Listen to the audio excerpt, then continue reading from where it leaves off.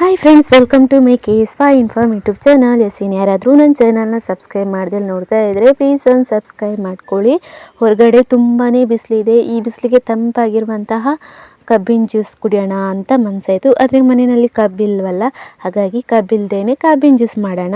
ಇದನ್ನು ಮಾಡೋದಕ್ಕೆ ತುಂಬಾ ಸುಲಭವಾಗಿರುತ್ತೆ. ಮಿಕ್ಸಿ ಜಾರಿಗೆ ಒಂದು ಹಿಡಿಯಷ್ಟು ಪುದೀನ ಸೊಪ್ಪು, ಹಾಗೆ ಒಂದು ಅರ್ಧ ಕಪ್ ಆಗುವಷ್ಟು ಬೆಲ್ಲ, ಹಾಗೆ ಒಂದು ಸಣ್ಣ ತುಂಡು ಶುಂಠಿ, ಹಾಗೆ ಅರ್ಧ ಹೋಳು ನಿಂಬೆ ಹಣ್ಣಿನ ರಸನ ಹಿಂಡ್ಕೊಂಡು ಇದಕ್ಕೆ ಒಂದು ಸ್ವಲ್ಪ ಐಸ್ ಕ್ಯೂಬು ಹಾಗೇನೆ ಬೇಕಾಗುವಷ್ಟು ನೀರನ್ನ ಹಾಕ್ಬಿಟ್ಟು ಮಿಕ್ಸಿ ಜಾರ್ನಲ್ಲಿ ರುಬ್ಕೊಬೇಕು.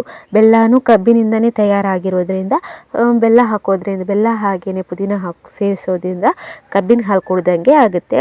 ಹಾಗಾಗಿ ಇದನ್ನು ಚೆನ್ನಾಗೇ ರುಬ್ಕೊಂಡು ನಾವು ಒಂದು ಲೋಟದಲ್ಲಿ ಗ್ಲಾಸ್ ಜಾರ್ನಲ್ಲಿ ಹಾಕ್ಕೊಂಡು ಕುಡಿದ್ರೆ ಇನ್ನೂ ತಂಪಾಗುತ್ತೆ. ಬೇರೆ ಪಾತ್ರೆನಲ್ಲಾದರೂ ಮಾಡ್ಕೊಬೋದು. ಹಾಕಿಟ್ಬಿಟ್ಟು ಇದಕ್ಕೆ ಚಿಯಾ ಸೀಡ್ಸ್ನ ನೆನೆಸಿಟ್ಟು ಇದಕ್ಕೆ ಮಿಕ್ಸ್ ಮಾಡೋದ್ರಿಂದ, ಚಿಯಾ ಸೀಡ್ಸು ಅಷ್ಟೇ ತುಂಬಾ ತಂಪು, ಹಾಗೆ ದೇಹಕ್ಕೆ ತುಂಬಾ ಒಳ್ಳೆಯದು ಅಲ್ವಾ.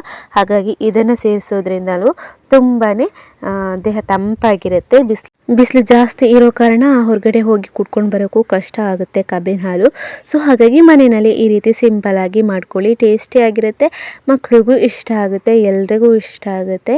ನೀವು ಮಾಡ್ಕೊಳ್ಳಿ, ನಿಮ್ಮ ಫ್ರೆಂಡ್ಸ್ಗೂ ಹೇಳ್ಕೊಡಿ.